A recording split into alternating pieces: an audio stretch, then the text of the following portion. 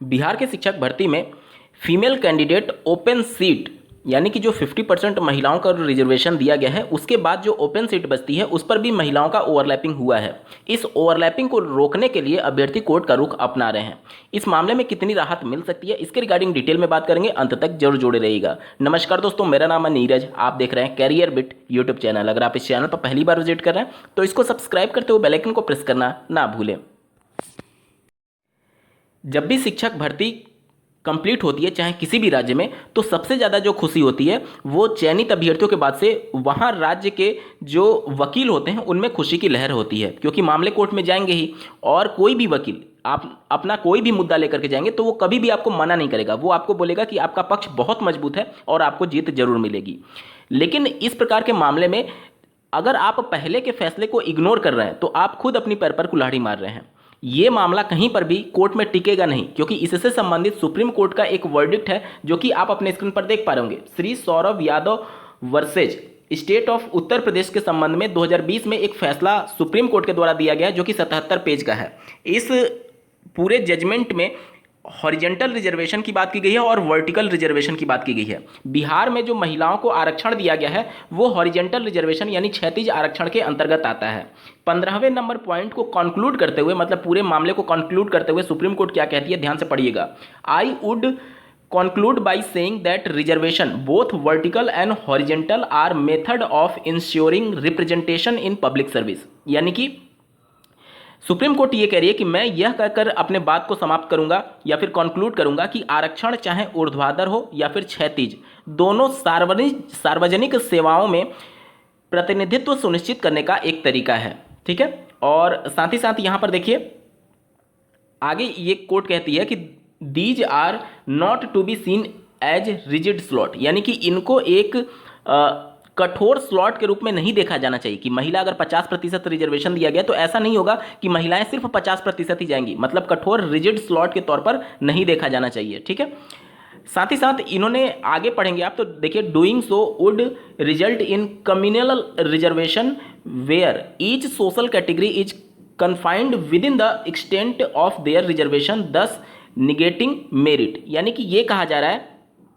कि ऐसा करने पर सांप्रदायिक आरक्षण का परिणाम होगा जहां प्रत्येक सामाजिक श्रेणी को उसके आरक्षण की सीमा तक ही सीमित कर दिया जाएगा, जिससे योग्यता नकार दी जाएगी। आगे पढ़िए क्या बोला गया है, 10 निगेटिंग मेरिट, यानी कि देखिए यहां पर अगर कोई कैंडिडेट अपनी कैटेगरी में जैसे महिला कैंडिडेट है, अगर उसको केवल रोक दिया गया कि आप केवल महिला सीट पर जा सकती हैं हॉरिजॉन्टल रिजर्वेशन होने की वजह से, और वो महिला अगर पुरुष से ज़्यादा मेरिट पर लाई हुई है और पुरुष का मान लीजिए कट ऑफ इन केस मान लीजिए ऐसा भी हो सकता है, मान लीजिए पुरुष का कट ऑफ गया 67 नंबर इस समय के हिसाब से, और कोई महिला है जिसका नंबर है 84 नंबर, तो वो अगर महिलाओं के सीट पर अगर आप उसको रख देंगे तो उसकी योग्यता का नकारने जैसे मामले आएंगे। सुप्रीम कोर्ट ये कह रही है क्योंकि वो अपनी मेरिट के आधार पर ओपन सीट पर चली जाएगी।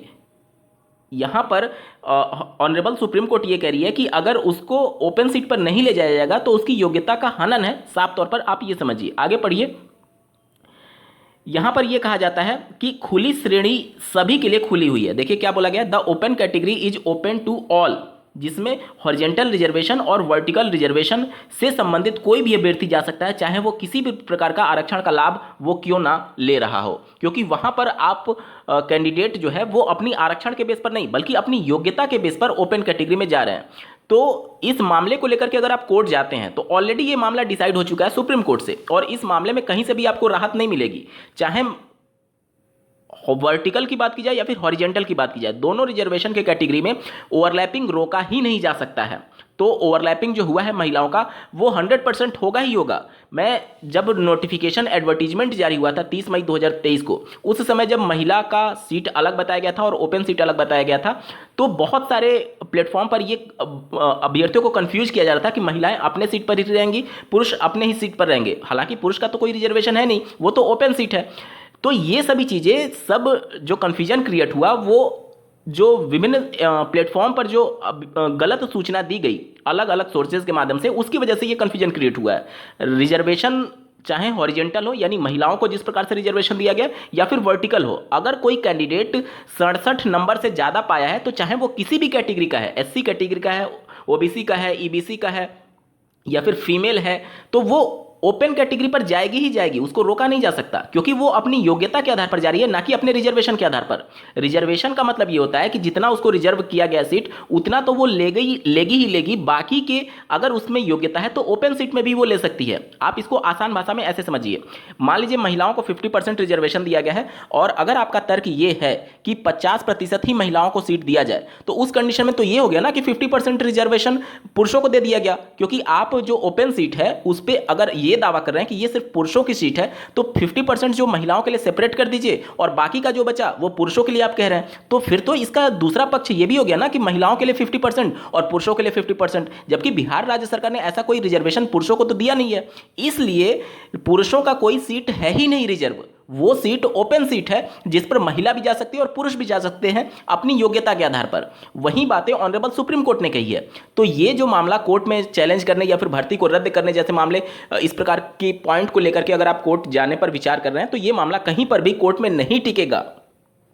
हाँ, इसका दूसरा पहलू लेकर के आप कोर्ट में जा सकते हैं। दूसरा पहलू यह है कि ओवरलैपिंग तो आप नहीं रोक सकते, लेकिन ओवरलैपिंग करने का सही तरीका अगर नहीं अपनाया गया है तो उसको कोर्ट में चैलेंज कर सकते हैं, और माननीय कोर्ट उसमें डायरेक्टली हस्तक्षेप करके जो रिस्पोंडेंट है यानी स्टेट ऑफ बिहार उसको निर्देशित कर सकती है कि आप अगर अलग अलग शिफ्ट में पेपर लिए हैं तो आप इसके संबंध में नॉर्मलाइजेशन किए बिना आप एक कॉमन मेरिट नहीं बना सकते। ये देखिए, ये तो 100% कन्फर्म है कि ओवरलैपिंग कॉमन मेरिट के तहत हुई है, लेकिन कॉमन मेरिट के लिए शर्त ये होती है कि दोनों शिफ्ट का पेपर, जो अलग अलग शिफ्ट में पेपर लिया गया, उन दोनों शिफ्ट का पेपर एक डिफिकल्टी लेवल पर हो, मतलब कि दोनों का डिफिकल्टी लेवल समान होना चाहिए।